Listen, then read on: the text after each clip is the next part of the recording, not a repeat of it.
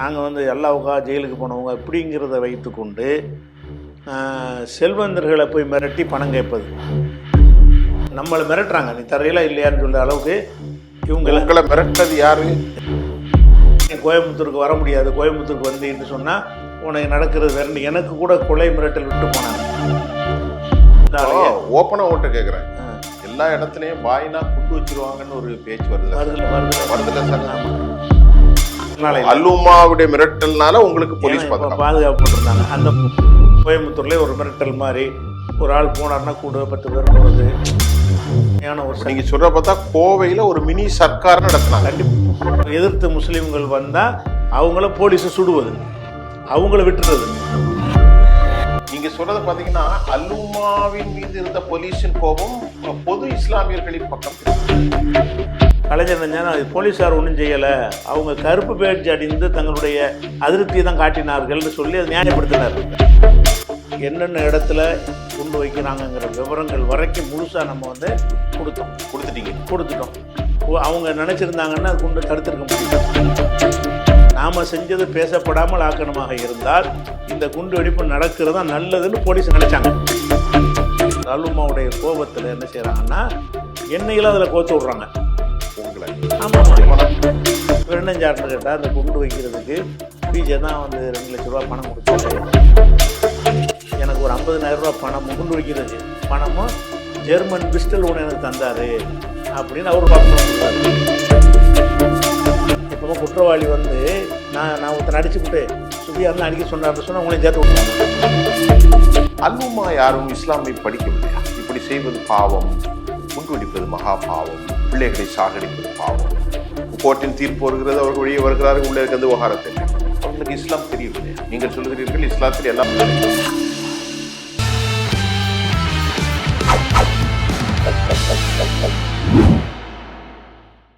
நேயர்கள் அனைவரையும் ஜெம் தொலைக்காட்சியினுடைய அரசியல் ஆடுகளம் இந்நிகழ்ச்சியில நாம தொடர்ந்து ஒவ்வொரு நிலைகளையும் பேசிக் கொண்டிருக்கிறோம்.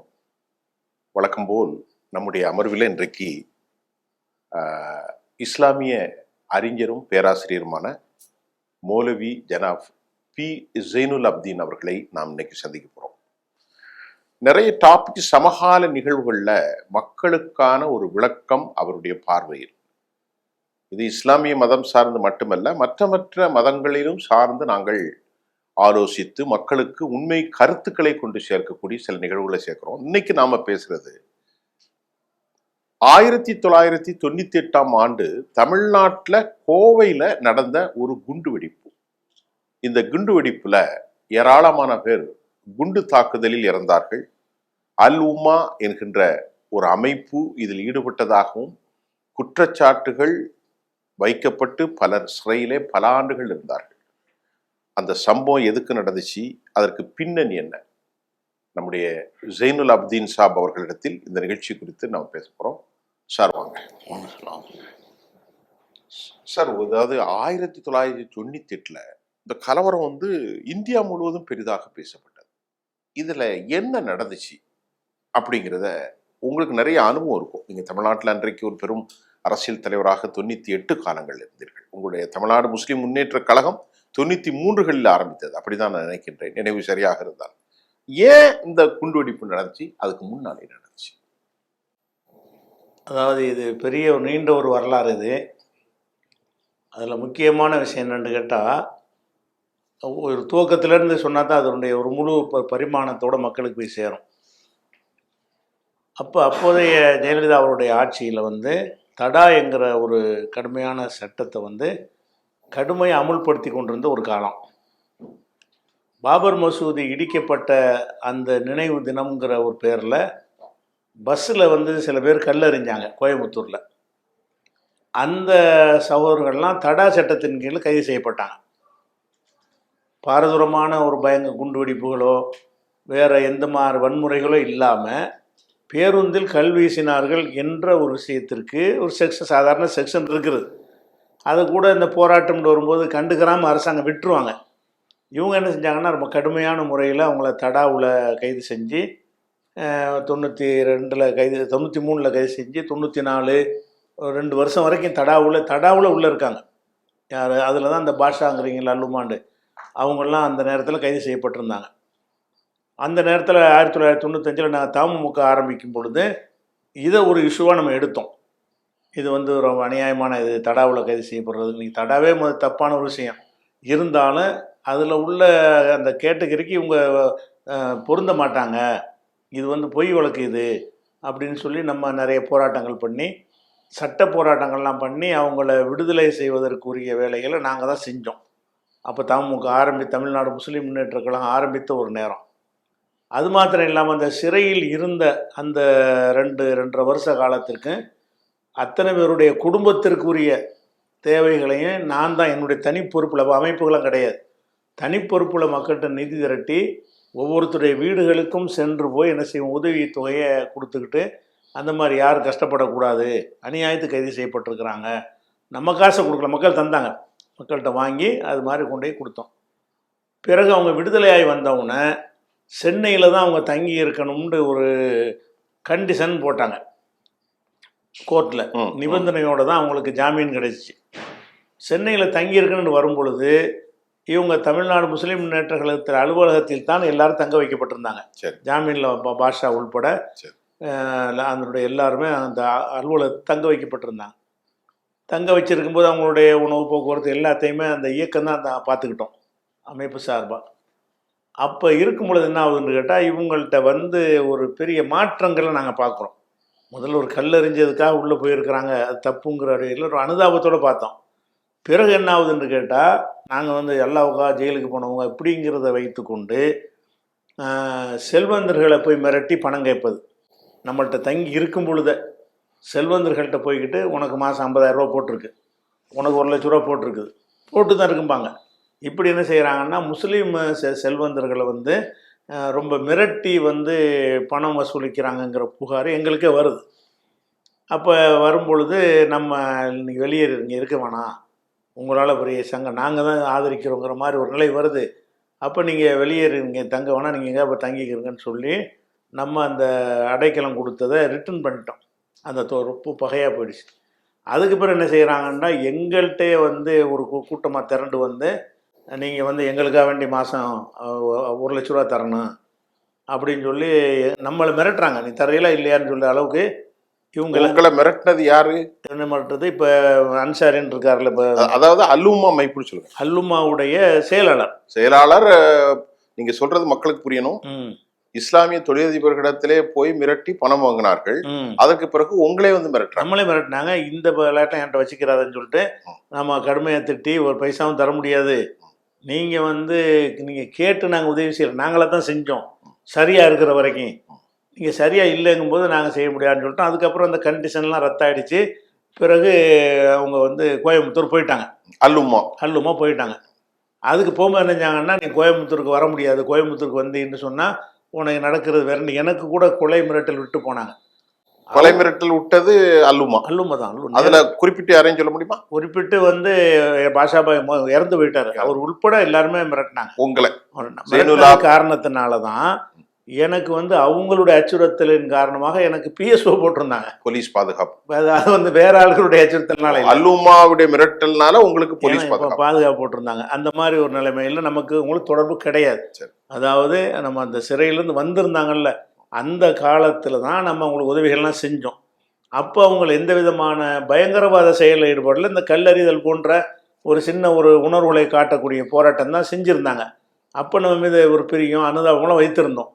பிறகு என்னாச்சுன்னு சொன்னால், அங்கே கோயம்புத்தூருக்கு போன பிறகு அங்கே வந்து இவங்க இந்த செயலேருந்து வந்த பிறகு என்ன செய்கிறாங்கன்னா, அவங்கள்ட்ட போக்கு எல்லாமே மாறுது. இங்கே எப்படி இந்த செல்வந்தர்கள்ட்ட மிரட்டி பணம் கேட்டாங்களே, இதே மாதிரி ஒரு டைப்லையே அங்கேயும் என்ன செய்யுதுன்னு கேட்டால், கோயம்புத்தூர்லேயே ஒரு மிரட்டல் மாதிரி, ஒரு ஆள் போனார்னா கூட 10 பேர் போகிறது, கடைகளில் போய் நிற்கிறது, இந்த மாதிரி வந்து இன்னும் சொல்லப்போனால் மிகைப்படுத்தி சொல்ல நிஜமாக நடந்தது என்னன்னு கேட்டால், அந்த நேரத்தில் பாஷாண்டு ஒரு திரைப்படம் வந்துருந்துச்சு. அந்த அவங்க வெளியிருந்த அந்த நேரம் தான் பாஷாண்டு ஒரு சினிமா வந்துருந்துச்சு, ரஜினிகாந்த் படம். இவர் நம்ம பாஷா போய் வரும்போது பேக்ரவுண்டில் பாஷாண்டு பாட்டை போட்டு விட்டு தான் வருவார். பின்னணியில் கொடுப்பாங்க. இப்படிலாம் வச்சு அதை செஞ்சாங்க. இதெல்லாம் எங்களுக்கு வந்து ஒரு அருவருப்பாக இருந்ததுனால எங்களுக்கு அவங்களுக்கு எந்த விதமான உறவும் இல்லாமல் போயிடுச்சு. அப்போ அப்படி இருக்கும் பொழுது தான் அந்த கோயம்புத்தூரில் எங்களை யாரும் எதுவும் கேட்க இயலாது. நாங்கள் பெரிய வலிமையான ஒரு நீங்க சொல்ற பார்த்தா கோவையில ஒரு மினி சர்க்கார் நடத்தினாங்க. கண்டிப்பாக நடத்தின, அது மாற்றுக்கிறதுலாம் கிடையாது. கோவையில முழுமையாக அலுமாவின் ஆட்சி நடந்தது 1993 காலகட்டங்கள்ல. 93 94 ஜெயில இருக்கிறாங்க. 95 அப்புறம் 96 97 அன்னைக்கு தமிழ்நாட்டுல திமுகவுடைய அரசு இருக்கு, திமுகவுடைய ஆட்சி இருக்கு நடக்குது. அப்ப என்ன ஆகுதுன்னு கேட்டா, ஒரு டிராஃபிக்ல வந்து செல்வராஜ் என்ற ஒரு கான்ஸ்டபிள் இருக்கார், டிராஃபிக்ல நிக்கிறார். அப்போ இவங்க அல்லுமாவை சேர்ந்த ஒரு 3 பேர் ஒரு பைக்கில் வர்றாங்க, ஒரு ஸ்கூட்டரில் ஏதோ ஒன்றில் வர்றாங்க, 2 வீலரில்.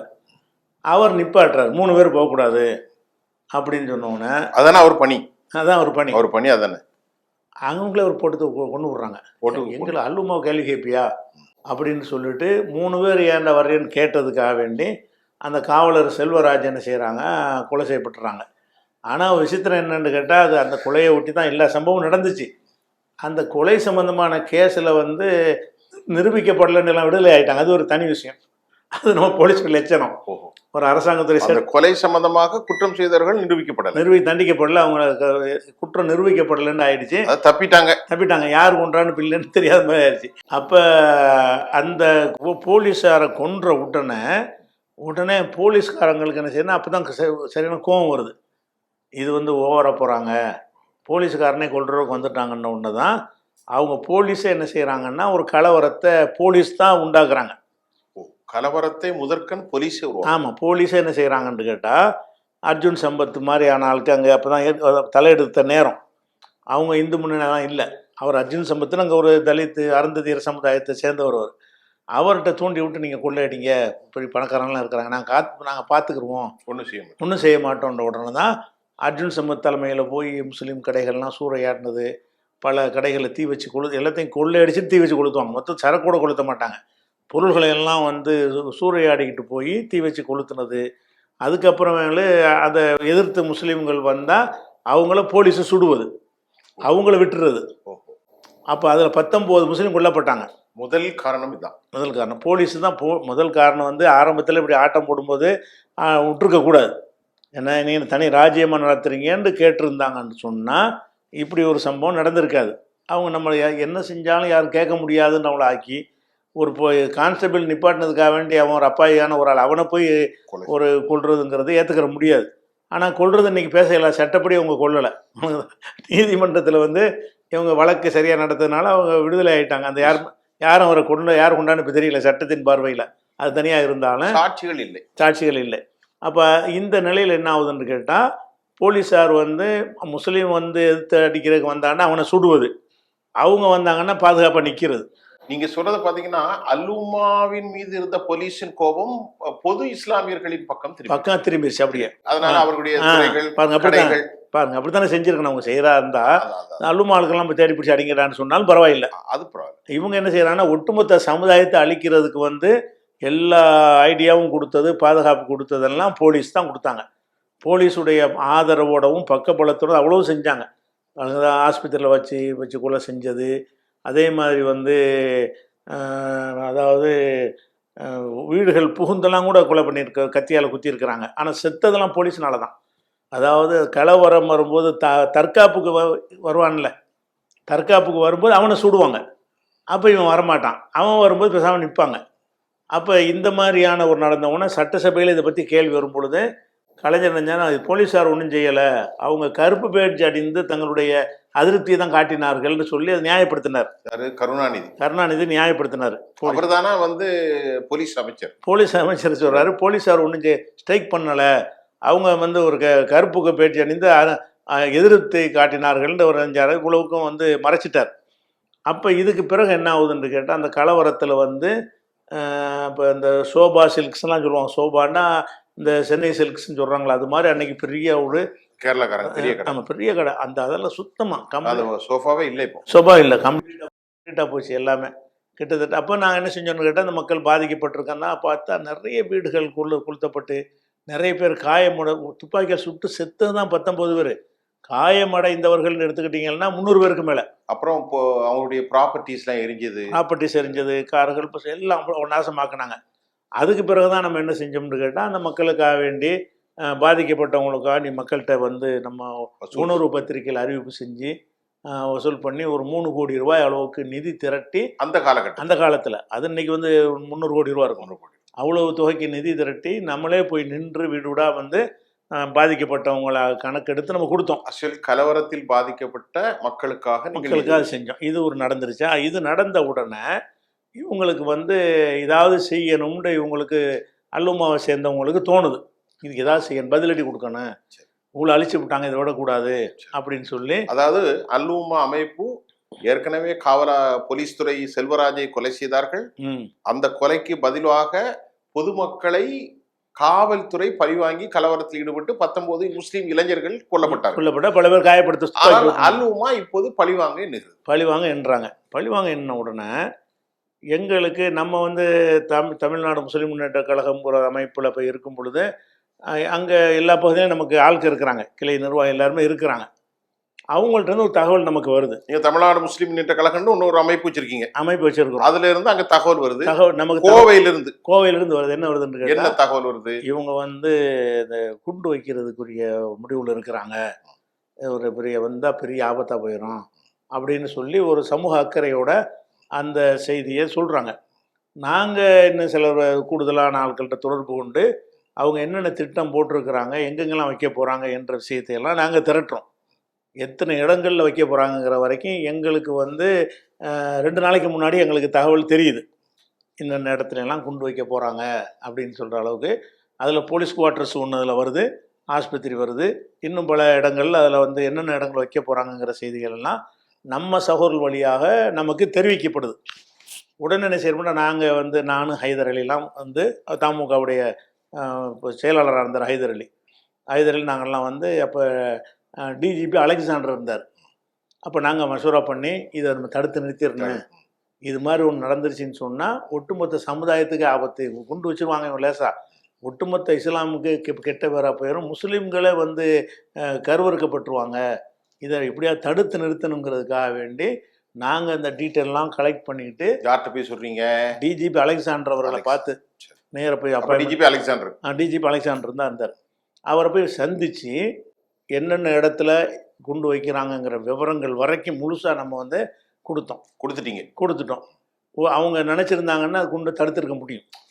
அவ்வளவு துல்லியமாக நம்ம கொடுத்தோம். இது ரொம்ப முக்கியமான தகவல். ஆமாம். இவ்வளவும் கொடுத்த பிறகு அவங்க என்ன செஞ்சாங்கன்னு கேட்டால், அந்த போலீஸ் குவார்ட்டர்ஸில் மட்டும் வைக்கிறதா சொன்னோம்ல, அதை மட்டும் முன்னாடி கண்டுபிடிச்சி வெடிக்காமல் எடுத்துட்டாங்க. மீதி இடத்துலாம் எடுக்கலை. மீதி இடத்துல என்ன செய்யலைன்னா அவங்க வெடிக்கட்டும்னு போலீஸ் வந்து விரும்பினாங்க. எதனால் விரும்பினாங்கன்னு கேட்டால், இந்த 19 பேர் கொல்லப்பட்டு நூற்றுக்கணக்கான பேர் காயமடைந்தாங்க இல்லையா, இந்த விஷயத்தில் வந்து போலீஸார் கடும் வந்து ஐநா வரைக்கும் மனித உரிமை கமிஷன் வரைக்கும் இதில் தலையிட்டு இருக்குது அத்துமீறலை. இதில் நம்ம மாட்டிக்கிறதா இருந்தால் இதை விட பெருசாக அவங்க ஏதாவது செய்யணும். அப்போ அதுதான் பேசப்படும், இது பேசப்படாது. நாம் செஞ்சது பேசப்படாமல் ஆக்கணுமாக இருந்தால் இந்த குண்டு வெடிப்பு நடக்கிறதா நல்லதுன்னு போலீஸ் நினச்சாங்க. அவங்க நினச்சி இருந்தாங்கன்னு சொன்னால் சிஎம் வரைக்கும் அவங்க கொண்டு போகலை. அவங்களாம் என்ன செய்கிறாங்கன்னா, போலீஸை மட்டும் பாதுகாத்துக்கிறங்க, போலீஸ் குவார்ட்டர்ஸ் உள்ள குண்டை மட்டும் அப்புறப்படுத்திருங்க. இது வந்து காவல்துறையின் மிகப்பெரிய சதி தான். இது கண்டிப்பாக சதி. காவல்துறை அமைச்சரா இது வந்து சாதாரண கேட்கும் போதே பதட்டமாக இருக்கு. ஒரு பத்திரிகையிலனா எங்களுக்கு சாதி மதம் ஒன்றுமே இருக்காது, இஸ்லாமியர்களாக அந்த செய்தாலும் பயங்கரவாதத்தை செய்கிற போது காவல்துறை இதை சிஎம்கிட்ட போய் சொல்லலையா? இல்லை, உங்களுக்கு ஆச்சரியமா இருக்கு. காவல்துறையுடைய வரலாறு பயங்கரமா இல்லை. காவல்துறையுடைய செயல்பாடு நீங்க பார்த்தீங்கன்னு சொன்னால் ஆச்சரியமே கிடையாது. இப்படி தான் அவங்க நடவடிக்கைலாம் இருக்கும். அவங்களுடைய எல்லா நடவடிக்கைகளுமே இந்த மணி இப்படிப்பா நடக்கும்னு நினைக்கிறீங்கள, இப்படி தான் காவல்துறை ஒட்டுமொத்தமே அப்படி தான் ட்ரைனிங் கொடுக்கப்பட்டிருக்குது. அதில் ஆச்சரியப்பட ஒன்றுமே இல்லை. நான் என்ன கேட்குறேன்னா, இவ்வளோ ஒரு விஷயத்தை லட்டு மாதிரி சொல்கிறாங்களே, அதை தடுத்து நிறுத்திருக்கலாமே, ஏன் நிறுத்தலை? கொடுத்துட்டோம்ல. ஒரு இடத்துல மட்டும் கரெக்டாக எடுத்துட்டீங்க. இப்போ போலீஸ்காரன் ஆகக்கூடாது. இதை டிஜிபி சிஎம் டிஸ்கஸ் பண்ணிருப்பான் இல்லையா?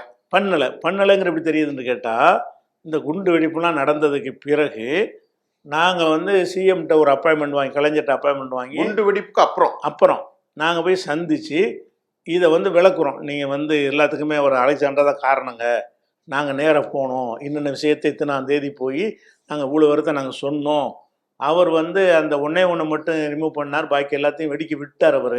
அவர் நினச்சி இருந்தால் தடுத்துருக்கலான்னு சொன்னப்போ தான் முழிக்கிறார் அவர் ஆச்சரியமா. கருணாநிதி கலைஞர் ஆச்சரியமாக பார்த்து அன்னைக்கே அவரை வந்து மண்டப அகதி முகாம் மாற்றினாங்க. அவரை யார் அலெக்சாண்டர் டிஜிபியாக இருந்தவரை, தமிழ்நாட்டு டிஜிபியாக இருந்தவரை மண்டபத்தில் அகதி முகாமுடைய பொறுப்பாளராக மாற்றி விட்டாங்க. அவ்வளோதான் செய்ய முடியும். அரசாங்கத்துக்கு பெரிய பொறுப்புகள் உள்ளவங்க நீக்க முடியாது, ஒரு டிரான்ஸ்ஃபர் தான் பண்ண முடியும். அதனால் என்ன செஞ்சாங்கன்னா அகதி முகாமுக்கு மாற்றப்பட்டதுக்கு காரணமே இதுதான். நாங்கள் இதை சொன்ன உடனே தான் ஆச்சரியப்பட்டு இப்பவும் செஞ்சுருக்கிறீங்களே தெரியலையே, ஒரு வாரத்தை தெரிஞ்சிருந்தால் கலைஞர் தடுத்துருப்பார்ல. இது போலீஸ் போய் சொல்லியிருந்தாங்கன்னா இப்படி இருந்தால் நிப்பாட்டுவோம், முதல்ல வெடிச்சிடக்கூடாது அப்படின்ற செஞ்சிருப்பார். அவரே ஆச்சரியப்படுற அளவுக்கு என்ன செஞ்சாங்கன்னா போலீஸ் வந்து அவங்களுக்கு தப்பான தகவலை கொடுத்தாங்க, உண்மையான தகவல்கள்லாம் மறைச்சிருக்கிறாங்க. ஒரு முதலமைச்சருக்கே கொடுக்காம கூட நம்மளை போலீஸுக்கு இந்த கெட்ட பேர் வரக்கூடாதுங்கிறதுக்காக செஞ்சாங்க. இதான் அந்த குண்டு வெடிப்புடைய ஒரு அம்சம்னு வைங்களேன். இதுக்கு பிறகு என்னாச்சுன்னு கேட்டால் கைது பண்ணப்பட்டாங்களா, அந்த யாருன்னு சொல்லி அதில் நடந்து போச்சு. அதில் என்ன செய்கிறாங்கன்னா இவங்களுடைய அந்த அலுமாவுடைய கோபத்தில் என்ன செய்கிறாங்கன்னா எண்ணெயில் அதில் கோத்து விட்றாங்க உங்களை. ஆமாம்மா, இப்போ நான் இதில் குறுக்கிடுறேன். பி ஜெயினுலாப்தீனால் பேசப்பட்ட ஒரு செய்தி, இஸ்லாமிய இளைஞர்கள் குண்டுவெடிப்புக்கு பயிற்சிவிக்கப்பட்டார்கள், ஊந்துதலாக இருந்தார்கள் என்று அந்த காலத்தில் செய்திகள் பரவியது. ஆமாம், பரவுனாங்க. நீங்கள் என்ன சொல்கிறீர்கள்? எனக்கும் அலுமாவுக்கும் எந்த சம்பந்தமும் இல்லை, நானே மிரட்டப்பட்டேன், வியாபாரிகள் மிரட்டப்பட்டேன், இது குறித்து என்னை கோர்த்து விடுகிறேன்னு நீங்க சொன்னீங்கல்ல, அது எப்படி? சரி, அதாவது நான் தானே போய் அலைசாண்டர் பேசி சொல்றேன். நீங்க போலீஸ்டையும் சொல்றீங்க, அலுமாவும் உங்களுக்கு. நான் மீடியாவில் ஓப்பனாக தான் சொல்றேன், இதை போலீஸும் மறக்க முடியாது. ஆனால் கலைஞர் போயிட்டா கூட அவங்க ரெக்கார்டில் இருக்கும். மாறன்லாம் பக்கத்தில் 2 பேருமே இல்லை, ஆனால் நாங்கள் இந்த தகவல் ரெக்கார்டில் இருக்க தானே செய்யும். அப்போ நாம் இதை எதுக்கு சொல்கிறோம்னு கேட்டால், குண்டு வெடிப்பை உள்ள இந்த ஈடுபட்ட ஆட்கள் இருக்காங்கல்ல, இவர்களுக்கு வந்து அதுக்கு முந்தைய காலங்களில் நாங்கள் உதவி செஞ்சுருக்கிறோம். அவங்களுக்கு செஞ்ச உதவி எதுக்குன்னு கேட்டால், அந்த கல்லறிந்ததுக்காக தடா போட்டாங்கல்ல, அதன் மீது அனுதாபப்பட்டு எதுக்கு இப்படி ஒரு சின்ன விஷயத்துக்கு இவ்வளோ பெரிய விஷயம், பெரிய நடவடிக்கை எதுக்கு எடுக்கிறீங்க என்பதற்கு செஞ்சோம்ல. இதை வந்து குண்டு வெடிப்புக்கும் நம்ம சப்போர்ட் மாதிரி இந்த செய்தியெல்லாம் நான் உங்கள்கிட்ட சொல்கிறேன். எத்தனை பேருக்கு தெரியும்? அவங்க நினைப்பாங்கன்னா இவங்க தான் சிறைவாசிகள்லாம் உதவி செஞ்சாங்க, சிறைவாசிகளுக்கு வழக்கு இவங்க தான் நடத்தினாங்க. எப்போ வழக்கு நடத்தணும்? குண்டுவெடிப்பு வழக்கு நடத்தணுமா? குண்டுவெடிப்பு பிறகு வழக்கு நடத்தினாங்களே, அதில் நாங்கள் சம்மந்தப்பட்டோமா, வக்கீல் நியமித்தோமா? எந்த உதவியும் நாங்கள் செய்யவே இல்லை. அலுமாக்கு நீங்கள் எந்த உதவியும் செய்யலை? எந்த உதவியும் செய்யவே இல்லை. ஆனால் செஞ்சோம் எப்போன்னு கேட்டால், இந்த குண்டுவெடிப்பு வன்முறையில் இறங்காத ஆரம்ப போராளி குழுவாக அறியப்பட்ட காலத்தில் நம்ம செஞ்சுருக்கிறோம். போராளி குழுக்கிலேருந்து கடந்த பொழுது நாங்களே நினைச்சிட்டோம், அவங்கள வெளியேற்றிட்டு டிக்ளேர் பண்ணி வீடியோ போட்டோம். எங்களுக்கும் இவர்களுக்கு சம்பந்தம் இல்லைன்னு பழைய காலத்து வீடியோலாம் இருக்குது, இப்போவும் இருக்குது. நம்ம ஆன்லைன் பிஜே என்னுடைய இணையதளத்துக்கு போனோம், அப்போ போட்ட வீடியோ இப்போவும் இருக்குது. அப்போவே நம்ம சொல்லியிருக்கிறோம், இவர்களுக்கு நமக்கு சம்பந்தம் இல்லை, என்ன காரணத்துக்காகத்தான் இது நடந்ததுன்னு சொல்லி எல்லாம் எச்சரிக்கை பண்ணிட்டோம். அப்போ குண்டு வெடிப்புக்கு நம்மளோட தொடர்புபடுத்தினாங்கன்னா அறியாமையில் இன்னும் சொல்ல போனால் அவங்க எதனால் அப்படி வருதுன்னு கேட்டால், இவங்க வாக்குமூலம் கொடுக்குறாங்க. என்ன வாக்குமூலம்னு கேட்டால், இங்கே தங்கி இருந்தாங்கல்ல பாஷாவெலாம் நம்ம ஆஃபீஸில் அந்த ஜாமீனில், அந்த நேரத்தில் என்ன செஞ்சாருன்னா பாஷா வந்து என்கிட்ட ஒரு 2 லட்ச ரூபா பணத்தை கொடுத்து என்கிட்ட கொடுக்குறாரு. 2 லட்ச ரூபா பணத்தை கொடுத்து, நாங்கள் ஜெயிலுக்கு போயிட்டோம்னு சொன்னால் எங்கள் குடும்பம் வந்து ஏதாவது கஷ்டப்படக்கூடாது, இதை ஏதாச்சும் நம்ம தெரிந்த ஒரு தனவந்தர்கள்ட்ட முதலீடாக செஞ்சு அதுலேருந்து மாதம் மாதம் ஏதாவது உதவி வர்ற மாதிரி நீங்கள் ஏற்பாடு செஞ்சு தாங்கன்னு என்கிட்ட கொடுத்தார். அப்போ 2 லட்சங்கிற பெரிய அமௌண்ட்டு. நான் அது மாதிரி சில ஆளுக்கு நான் வந்து உதவிகள் செஞ்சு சில ஜாயின் பண்ணி விட்டுருக்குறேன். அந்த மாதிரி அடிப்படையில் என்கிட்ட கேட்கும் பொழுது நான் என்ன செஞ்சேன்னா, அந்த 2 லட்ச ரூபாயை அன்வர் பாயின்னு சொல்லி லெதர் மண்டி வச்சுருந்தார் நம்ம சகோதரர், அவர்கிட்ட கொடுத்து இந்த மாதிரி இருக்கிறாங்க, மாதம் மாதம் ஏதாவது உதவி செய்கிற மாதிரி வருமானம் வர்ற மாதிரி ஷேர் மாதிரி செய்யுங்கன்னு சொல்லி கொடுத்து 2 மாதம் உதவியும் கொடுத்தாங்க. அது பணம் இருந்துச்சு. இவர் என்ன செஞ்சிட்டார், அதை வந்து அந்த குண்டு வெடிக்கிறதுக்கு முன்னாடி பணம் தேவைப்படுதுன்னு அந்த பணத்தை என்கிட்ட கேட்டு விட்றாரு. இதுக்குன்னு சொல்லி கேட்டு விடல, அந்த பணத்தை வாங்கி தந்துருங்கன்னு கேட்டு விட்றாரு. நான் போய் 200 ரூபாய்க்கு ஃபோன் பண்ணி நீ போய் வாங்கிக்கிறங்கன்றவுடனே போனாங்க, அந்த ரூபாயை கொடுத்து விட்டார். 2 மாதம் இவங்களுடைய பணம் அவங்கள்ட்ட இருந்துச்சு. அவ்வளோதான். இவர் என்ன செஞ்சாருன்னு கேட்டால், அந்த குண்டு வைக்கிறதுக்கு பிஜே தான் வந்து 2 லட்ச ரூபா பணம் கொடுத்தாரு, அதில் வந்து ஒரு வஞ்ச பையில் சுற்றி இந்த புகாரி அந்த பையன் தான் வாங்கிட்டு வந்தான்னு சொல்லியெல்லாம் என்னையே கேஸில் சேர்த்துட்டாங்க. அந்த வழக்கிலேயே என்னையை சேர்ப்பதற்கு அவங்க வாக்குமூலம் கொடுக்குறாங்க. அலுமா நான் தான் இதுக்கு பிறகு நான் தான் அதை கடுமையாக எதிர்த்துக்கிட்டு இருக்கிறேன். ஊராக போய் இது இஸ்லாத்துக்கு எதிரானது, அப்பாவிகளை கொள்வது, போரில் கூட கொள்ளக்கூடாது, நீ எப்படி இந்த வேலையை செய்கிறன்னெலாம் நம்ம என்ன பகிரங்க மேடையிலே கேட்டோம். அப்போ அந்த மாதிரி எல்லாம் செய்யக்கூடிய ஒரு நிலையில் நினைச்சிட்டாங்கன்னா எண்ணெயை கோர்த்து விட்டா தான் 2 விஷயம். ஒரு தமுமுகவுடைய பிரச்சனை இது ஆயிரும்ல, அவங்களும் தலையிடுவாங்கல்ல. ஒரு எண்ணெய் அந்த கேஸில் சேர்த்துட்டாங்கன்னா அவங்களும் இதில் இன்வால்வ் ஆகும்போது ஒரு சப்போர்ட் கிடைக்குங்கிற ஒரு விஷயத்துக்காக வேண்டி எண்ணெயே சேர்த்துட்றாங்க. எதை வச்சு சேர்க்குறாங்கன்னா, அந்த பணம் கொடுத்தது வாங்கினதை வச்சு சேர்த்துட்றாங்க. அப்போ வந்து நான் விளக்கி சொல்கிறேன், இதாங்க நடந்த சம்பவம்ன்ற உடனே என்னை கூட்டு விசாரணைக்கு அழைச்சிட்டு போயிட்டாங்க. 4 நாள் வச்சுருந்தாங்க போலீஸ் ஸ்டேஷன். போலீஸ் ஸ்டேஷன் கோயம்புத்தூரில். 4 நாள் நீங்க எதுல இருந்தீங்க? சிறைக்குள்ள இருந்தீங்களா? இல்லை அவங்க கஸ்டடியில் வந்து ஒரு ரூம்ல ஆமாம் ரூமில் வச்சு எல்லாத்தையும் சொல்லிட்டீங்க. எல்லாத்தையும் இந்த விஷயத்தெல்லாம் சொன்ன உடனே என்ன செஞ்சாங்கன்னு கேட்டால், அவங்க வந்து என்னை வச்சுக்கிட்ட நீங்க கண்ணியமா நடத்தப்பட்டீர்களா? நல்ல கண்ணியமாக நடத்தப்பட்டாங்க. அவங்க அது நம்மள இருந்து டார்ச்சர்லாம் பண்ணலை, மரியாதையாக கண்ணியமாக நடத்தப்பட்டாங்க. அப்போ நம்ம இந்த சொன்னவொன்னு என்ன செய்கிறாங்கன்னா, உடனே அங்கே இருந்து என்னை அங்கே வச்சுக்கிட்டு இங்கே தகவலை கொடுத்து அன்வர் பாயுடைய அந்த மண்டிக்கு போகிறாங்க. அவர்கிட்ட விசாரிக்கிறாங்க, இந்த மாதிரி இருக்காங்க, கணக்கு புக்கை எடுங்கிறாங்க. இந்த 2 லட்ச ரூபா வந்தது நல்ல வரைக்கும் எழுதி வச்சுருக்கார் அவர். 2 லட்ச ரூபா கொண்டாந்து கொடுத்தது, அதுக்கு லாபம் கொடுத்தது, அந்த பணத்தை தான் திருப்பி வாங்கினது. அப்போ நான் வந்து குண்டு வைக்க நான் என் பணத்தையில் கொடுத்தேன்னு அவங்க சொல்கிறாங்க. 2 லட்ச ரூபா பணம் நான் கொடுத்தேங்கிறாங்க. அவங்க தந்து வச்ச பணத்தை திருப்பி கொடுத்தோங்கிறது அதில் உள்ள விஷயம். இதை வந்து அவங்க என்னை அங்கே வச்சுக்கிட்டு என்ன செய்கிறாங்கன்னா, அந்த புகாரை செக் பண்ணுறாங்க. செக் பண்ணும்போது கரெக்டு தான், பணம் வந்து அன்வர் பாய்கிட்ட தான் கொடுத்துருக்குறாங்க, வியாபாரத்தை தான் கொடுத்துருக்குறாங்க, 2 மாதம் லாபம் கொடுத்துருக்குறாரு, அந்த பணத்தை தான் இத்தனாம் தேதி அங்கேருந்து ரிட்டர்ன் கொடுத்துருக்குறாங்க அப்படிங்கிறத வந்து இங்கே நம்மளை வச்சுக்கிட்டு நம்ம தொடர்பு கொள்ள முடியல. அவர் ரெக்கார்டாக இருக்குது, ரெக்கார்டை வச்சுருக்குறாங்க. அன்னைக்கு டேட்டும் பதிவு செஞ்சு டேட் வரைக்கும் வந்து அவர் குண்டு வெடிப்புக்கு முன்னாடி இந்த பணம் அதனால தானே குண்டு வெடிப்புக்கு முன்னாடி. அப்போ இதெல்லாம் ரெக்கார்ட் பண்ணி வச்சது வந்து அப்போ இது ஃபால்ஸ்ன்றாங்க. இல்லாட்டி என்னை சேர்த்துருப்பாங்க. இதுக்கு வந்து அவர் கிரிச்சு வைக்காம இருந்தாருன்னு வைங்க, ஆதாரம் இல்லைண்டு இவன்கிட்ட பணம் கொடுத்தான்னு சொல்லி என்ன செஞ்சிருவாங்க, நிரூபிச்சிருவாங்க. அதுக்கப்புறம் அதில் ஒரு சகோதரர் தான் எனக்கு எதிராக அந்த வாக்குமூலம் கொடுக்க சொன்னாங்க. பணம் வாங்கிட்டு வந்தவர் அவர் மறுபடி போய் எஸ்ஐடியில் போய், இல்லை இந்த தான் விஷயம், கொடுத்த பணத்தை வாங்கிட்டு வந்தோம், குண்டு வைக்கலாம் அவர் தரல, அவர் ஆரம்பத்தில் எதிர்பார்த்தான் இருந்தாருன்னு எனக்கு ஆதரவாக மாற்றி வேறு வாக்குமூலம் கொடுத்துட்டார். அந்த கேஸ்லேருந்து அது அடிபட்டு போச்சு. இப்போ எப்படின்னா என்னை கோத்து விட்றதுக்கு முயற்சி பண்ணாங்கல்ல, இதை வச்சுக்கிட்டு தான் இவர் தான் எல்லாம் பணம் கொடுத்தவரை இவர் தான், இவரை வந்து கைது பண்ணாமல் இருக்கிறாங்கன்னு பரப்புனாங்க. அல்லுமா குண்டு வெடிக்கிறதுக்கு காசு கொடுத்தது இவர் தான் கொடுத்தாரு, நாங்கள் தெளிவாக சொல்லியிருக்கிறோம். என்னை விசாரிக்காமல் இல்லை, அவங்க சொன்னதை வந்து ரெக்கார்டை உறுதி பண்ணிட்டு தான் என்னை வந்து அந்த கேஸ்லேருந்து எடுத்து விட்ருக்குறாங்க. அது ஒரு விஷயம். அது என்னுடைய முன் வரலாறையும் பார்ப்பாங்க. நான் எங்கேயாவது குண்டு வைக்கிற மாதிரி பேசியிருக்கிறேன்னா, அது நியாயப்படுத்துகிறேன்னு ரெக்கார்டில் பார்ப்பாங்கல்ல. நான் எப்பவும் அதை கண்டிச்சுக்கிட்டு இருக்கிறேன். இஸ்லாமை கண்டிக்கிற ஒரு காரியத்தை நானும் கண்டிக்கிறேன். அதுக்கடுத்து என்ன செய்கிறாங்கன்னா, அவருடைய மைத்துனர் வந்து ஜுபைர், பாஷா பாய் இருக்கார்ல, அவருடைய மைத்துனர் வந்து ஜுபைர் என்ன செய்கிறார், வாக்குமூலம் கொடுக்குறாரு. என்ன வாக்குமூலம்னா, நான் வந்து அந்த தேதி அதில் போட்டு, தேதி கரெக்டாக யாவும் இல்லை, தேதியை போட்டு இத்தனாம் தேதி நான் பிஜேயை போய் சந்தித்தேன், இந்த மாதிரி வந்து பதிலடி கொடுக்கணும்னு கேட்கும் பொழுது எனக்கு ஒரு 50,000 ரூபா பணம் குண்டு வைக்கிறதுக்கு பணமும் ஜெர்மன் பிஸ்டல் ஒன்று எனக்கு தந்தார் அப்படின்னு அவர் வாக்குமூலம் கொடுக்குறாரு. நான் வந்து 50,000 பணம் கொடுத்தேன், ஜெர்மன் பிஸ்டல் ஒன்று எனக்கு தந்தார். பாஷாவுடைய மைத்துனர் வந்து ஜுபைர். அப்போ அதை என்கிட்ட விசாரிக்கிறாங்க, இது என்னன்னு சொல்லி. அதில் அல்லாஹ் செஞ்ச பெரிய ஒரு அற்புதம்னு இதை சொல்லணும். அது அருள் தான். அது ஏன்னு கேட்டால், நாங்கள் உணர்வுங்கிற பத்திரிகையை வந்து தாக்கர் தெருவுங்கிற இடத்துல தான் அந்த அட்ரஸ் போட்டு தான் வந்துக்கிட்டு இருக்கோம். ஆனால் அந்த பத்திரிகையை வந்து நாங்கள் இப்ராஹிம் சதுருவுக்கு மாற்றிட்டோம். மாற்றினாலும் நீதிமன்றத்தில் போய் ஒரு ஆர்டர் வாங்கணும். அது வரைக்கும் தாக்கர் தெரு தான் போட முடியும், பழைய தாக்கர் தெரு தான் போட முடியும். அதனால இப்போ பேப்பரில் எப்படி வரும்னா 36 தாக்கர் தெரு உணர்வில் போட்டிருக்கோம். ஆனால் உண்மையில் அங்கேருந்து வரல பத்திரிக்கை, நாங்கள் அங்கே இருக்கவும் இல்லை. நாங்கள் இப்ராஹிம் ஷா தெருவில் வந்து பல மாதங்களுக்கு முன்னாடி வந்துட்டோம். அப்போ இப்போ என்ன செய்யறான்னு கேட்டால், அந்த தாக்கர் தெருவை பார்த்துவிட்டு அங்கே வந்து என்னை பார்த்தேன்னு சொல்லிவிட்டான். அந்த ஜுபைர் சொல்லும்போது 36 தாக்கர் தெருவுக்கு போனேன், அங்கே போய் பிஜேபி பார்த்தேன்னு சொல்லி அந்த பழைய அலுவலகத்தை சொன்னோன்னே நான் என்ன செஞ்சேன்னு கேட்டால், இந்த தேதியில் இந்த அட்ரஸில் உணர்வு இல்லை, கரெக்ட், அவர் அங்கே வந்திருக்க இயலாது, நீங்கள் வந்து நாங்கள் வேற அட்ரஸ் மாற்றிருக்கீங்க. வேற அட்ரஸ் மாற்றி, ஆக்சுவலி இது இயற்கையாக நடந்துச்சு. அல்லா செஞ்சு ஒரு பெரிய உதவி. அது மட்டும் இல்லைன்னு சொன்னால் ஒரு குற்றவாளி சொல்கிறத ஏற்றுக்குறாங்க. எப்போவுமே குற்றவாளி வந்து நான் ஒருத்தனை அடிச்சுவிட்டு சுஃபியான் அடிக்க சொன்னார்னு சொன்னால் உங்களையும் சேர்த்து விட்ருவாங்க. அது பிறகு கேஸில் போய் நீங்கள் ரிலீஸ் ஆகி வரணும். அது எத்தனை வருஷம் ஆகும். அப்போ என்னையும் சேர்க்கறக்கூடிய முகாந்திரமாக அதில் இருக்குது.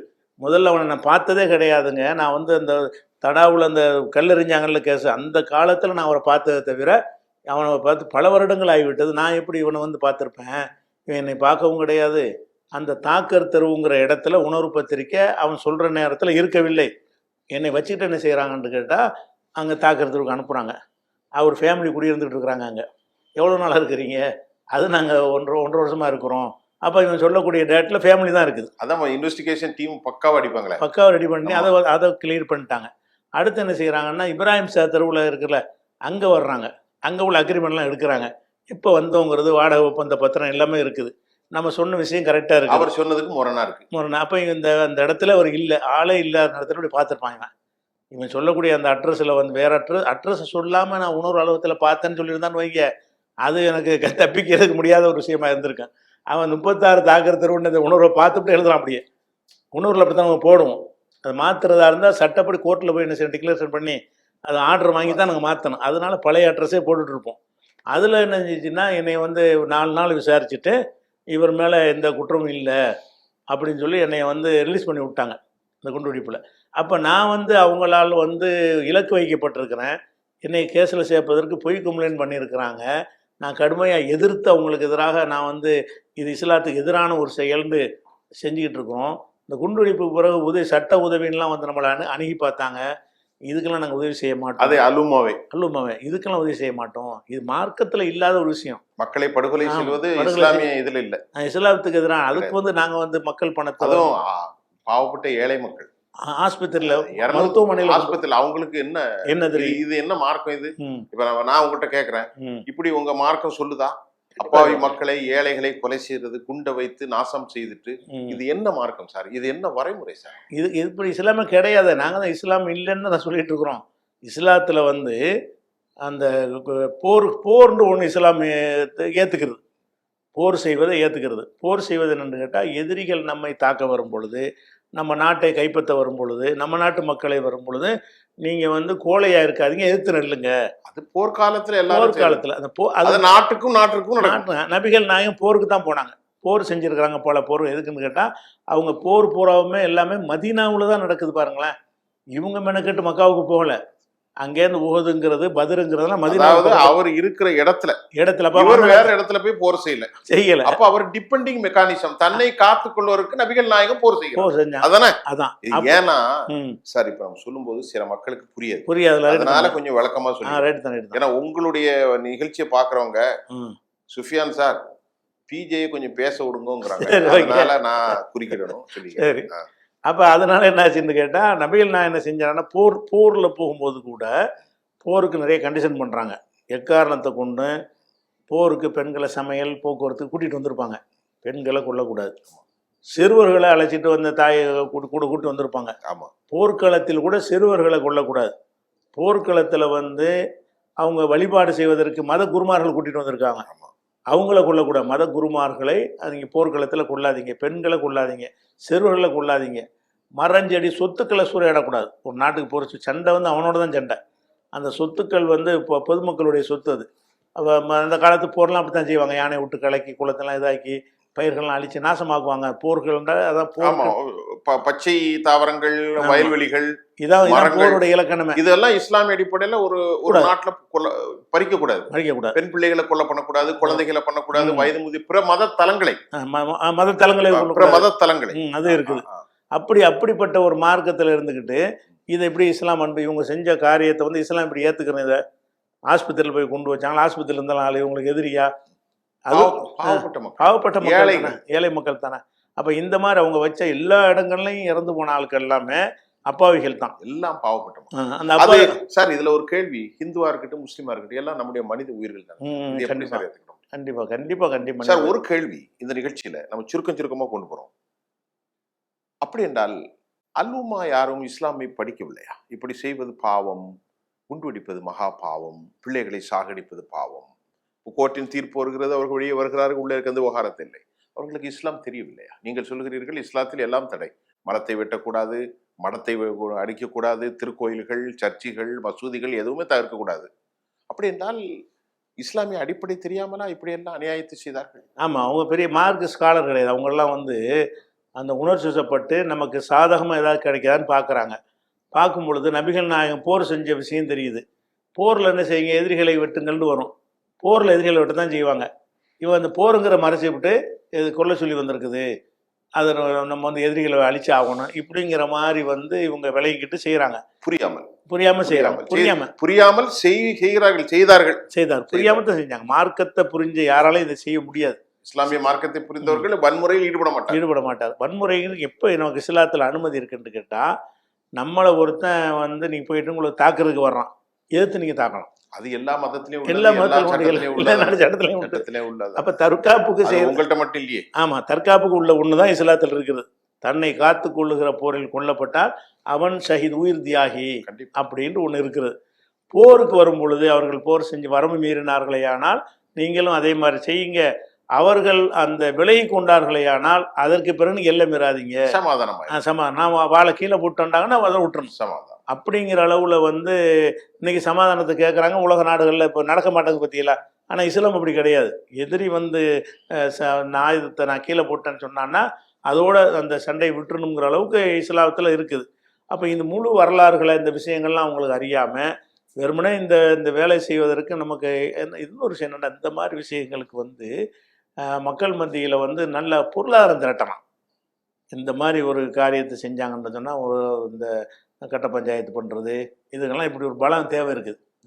அப்படியாங்க நம்மளை குண்டு வச்சுருவாங்க, அது அந்த ஒரு அச்சுறுத்தல் இருந்தாலே. ஓப்பனாக உங்கள்கிட்ட கேட்குறேன், இந்த மாதிரி விவகாரத்தில் பாய்னா குண்டு வச்சிருவாங்க, வன்முறை செய்வாங்க, கட்ட பஞ்சாயத்து பண்ணிடுவாங்க அப்படிங்கிற ஒரு பொது புத்தியில் ஒரு செய்தி பரவி இருக்க, இது அதுக்கு காரணமா?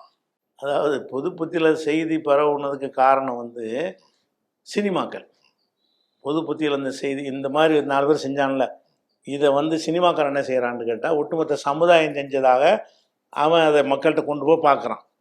அதன் அடிப்படையில் தான் ஸ்லீப்பர் செல்லுன்னு ஒரு சினிமாவில் கூட எடுத்தாங்க. ஸ்லீப்பர் செல்லுன்னு முஸ்லீம்களை வந்து எல்லாம் அயன் பாக்ஸ் தேய்ச்சிட்டு இருப்பான். கடைசியில் பார்த்தா அவன் ஸ்லீப்பர் செல்லாக இருப்பான்.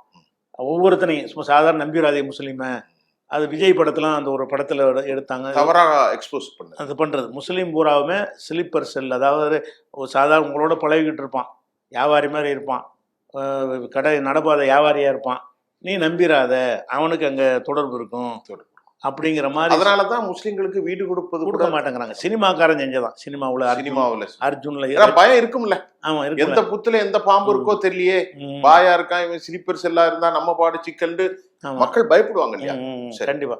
இதுல என்னன்னு கேட்டா எம்ஜிஆர், சிவாஜி, ரஜினிகாந்த் இதை தவிர எல்லா அயோக்கிய பேர்களும் செஞ்சாங்க. ரஜினிகாந்த் படத்துல இப்படி நீங்க பார்க்க முடியாது, எம்ஜிஆர் படத்துல பார்க்க முடியாது, சிவாஜி படத்துல பார்க்க முடியாது. அப்பெல்லாம் வந்து கிடையாது. தொப்பி போட்டு ஒரு பாய் டீ குடிப்பாரு, அது மாதிரி நல்லவரா வருவார். அப்படிதான் வரும். வி.கே. ராமசாமிலாம் சலாம் பாய் அப்படிம்பாரு. ஆமா, இவர் எல்லாரும் கொண்டாடுவோம்னு தொப்பி போட்டு பாட்டு படிப்பாரு. எல்லா பாயும் குண்டு வைக்கிறவனும் கத்தி தூக்குறவனும் நல்லா இருக்கும். அப்படி வருதுல. ரோஜா படத்துல இருந்து இதுதானே போயிட்டு எல்லா நடிகர்களுமே என்ன செய்யறாங்கன்னு கேட்டா, இது அவங்க சம்பாதிப்பதற்கு இது ஒரு கதை களம் ஆக்கி கொண்டு முஸ்லீமுக்கு எதிராக போட்டோம்னா நிறைய பிச்சுக்கிட்டு போவோம், நிறைய பார்ப்பாங்கங்கிறதுக்காக வேண்டி இந்த ஒரு அடிப்படையில் முஸ்லீமை தப்பாக சித்தரிக்கிறதுக்காக வேண்டிய சினிமாக்களில் திருப்பி காட்டுவது என்ன வரும்? அந்த எண்ணெய் பதியத்தானே செய்யும்.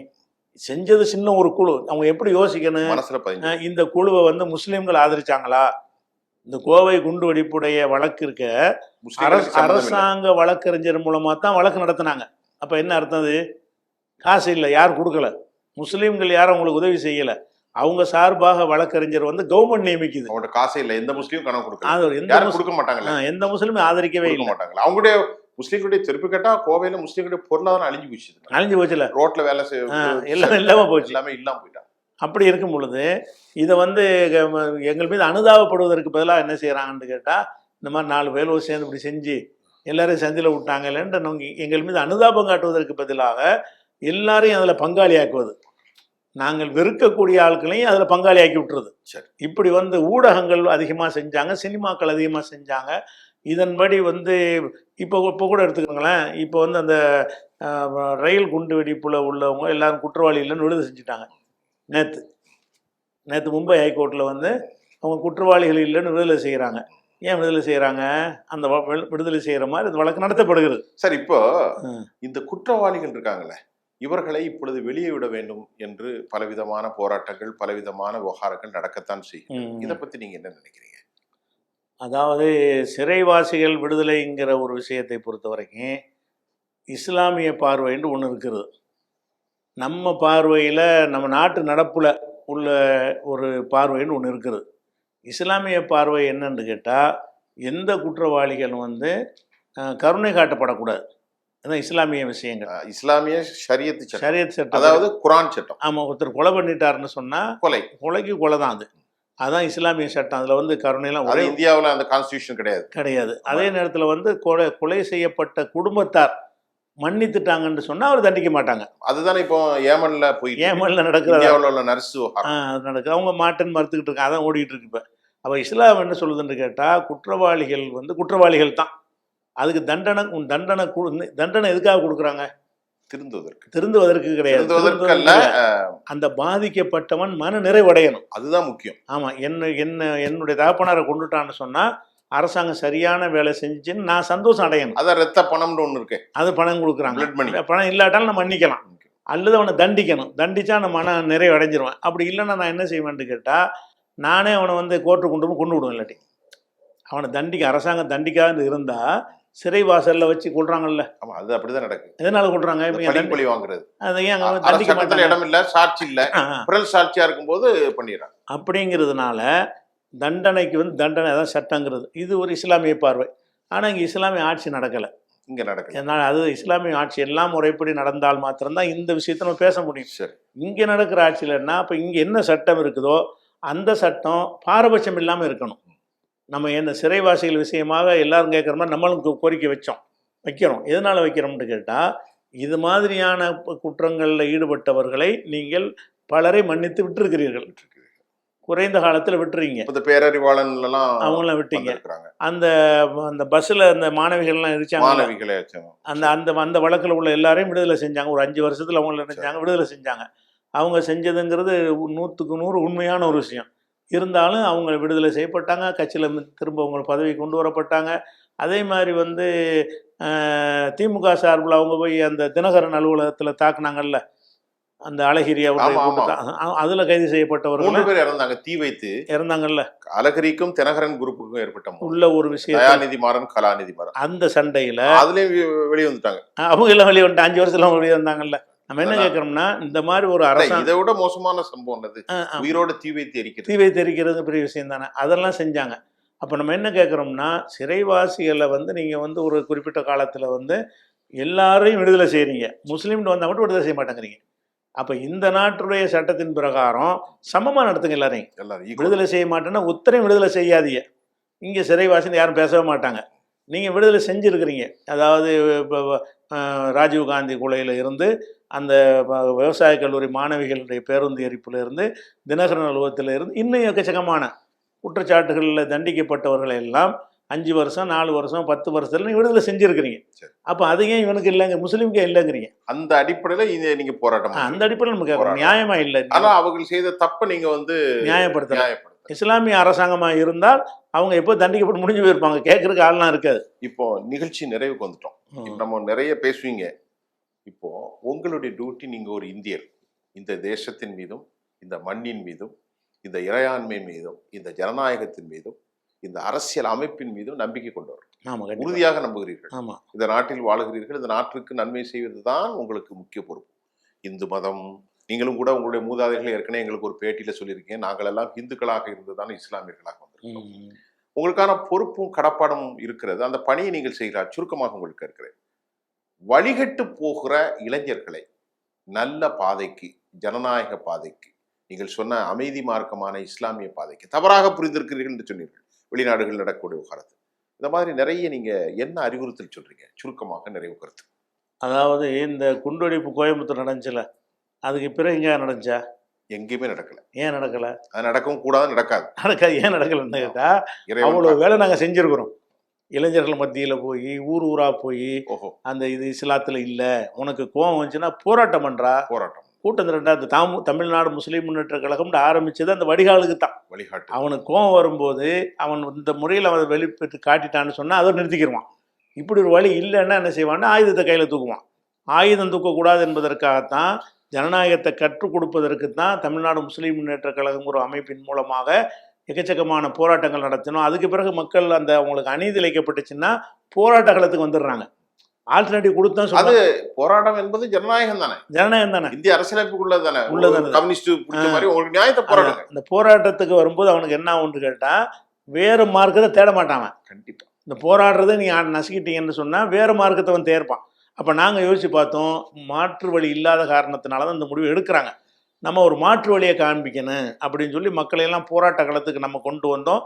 நாம் கொண்டு வந்த பிறகு தான் பல இயக்கங்கள் போராடக்கூடிய இயக்கங்கள் உண்டானுச்சு. இப்ப நிறைய இஸ்லாமிய அமைப்புகள் அவ்வளவு நமக்கு பிறகு வந்தது எல்லாமே இப்போ எல்லா சட்ட போராட்டங்களும் அது மக்கள் கூடுவது ஆண்கள் பெண்கள் எல்லாம் ஜனநாயக வழியிலே சில வழியில் இருக்காங்க. இதுக்கு வந்து பாதை நம்ம தான் அமைக்க, அதுக்கு முந்தி கிடையாது. நீங்கள் தான் அமைச்சு 95க்கு முன்னாடி முஸ்லீம்கள் இந்த மாதிரி அமைப்பு ரீதியாக போராடினது கிடையாது. நாம மக்கள்கிட்ட அதை விலைக்கு சொல்லி புரிய வச்சு பயத்தை நீக்கி நாமளே நின்று காட்டி பலமுறை கைது செய்யப்பட்டு சிறைக்கு அஞ்சாம இதெல்லாம் செஞ்சு காட்டின பிறகு இப்போ இதே மாதிரி போராடக்கூடிய அமைப்பு 100 கணக்கில் இருக்குது. அப்போ என்ன செஞ்சேன்னு கேட்குறீங்கள, தமிழ்நாட்டில் இனி ஒரு போதும் குண்டு வெடிப்பு நடக்காதுங்கிறத நாங்கள் செஞ்சு காட்டியிருக்கோம். நடக்காது, அடித்து சொல்கிறேன். அதான் செய்ய முடியும். அதனுடைய எனக்கு காரணத்தை வரையும் கண்டுபிடிச்சி அதை கரெக்ட் பண்ணிக்கிட்டு வர்றோம். அதனால இனிமேல் அந்த மாதிரியான ஒரு காரியம் நடக்காது என்பது தான் நாங்கள் செய்ய வேண்டிய கடமை. கரெக்டாக செஞ்சுருக்கிறோம். இது வந்து முழுக்க முழுக்க இந்தியாவுடைய இறையாண்மைக்கு இந்திய அரசியலமைப்புக்கு உட்பட்டது. அதை விட நீங்க ஒரு இஸ்லாமிய அறிஞராக ஒரு இஸ்லாமிய குரான் அடிப்படையிலும் இதுதான் முறை. இதான் முறை. சத்தியமும் உண்மையும் இரக்கமும் அன்பும் தான் இருக்க வேண்டும். கரெக்ட். இந்த நாட்டை வளப்படுத்துவதற்காக இருக்கும் உங்களுடைய முயற்சியை நான் வந்து நிறைய கேட்டேன். ஏன்னு கேட்டேன்னா மக்கள்கிட்ட பல நீங்கள் பல விஷயங்களை வந்து ஒரு மறைப்பு ஒழிப்பு இல்லாமல் என்கிட்ட சொன்னீங்க. இந்த கடந்த காலம் நடந்து ஒரு 30 வருஷம் ஆச்சு, 35 வருஷம் ஆச்சு. இன்னும் பல செய்திகளை உங்களோடு நான் பேசுறேன். இந்த நிகழ்ச்சியில் எங்களோடு வந்து கலந்து கொண்டதுக்கு உளப்பூர்வமா நன்றியை தெரிவித்துக் கொள்கிறேன்.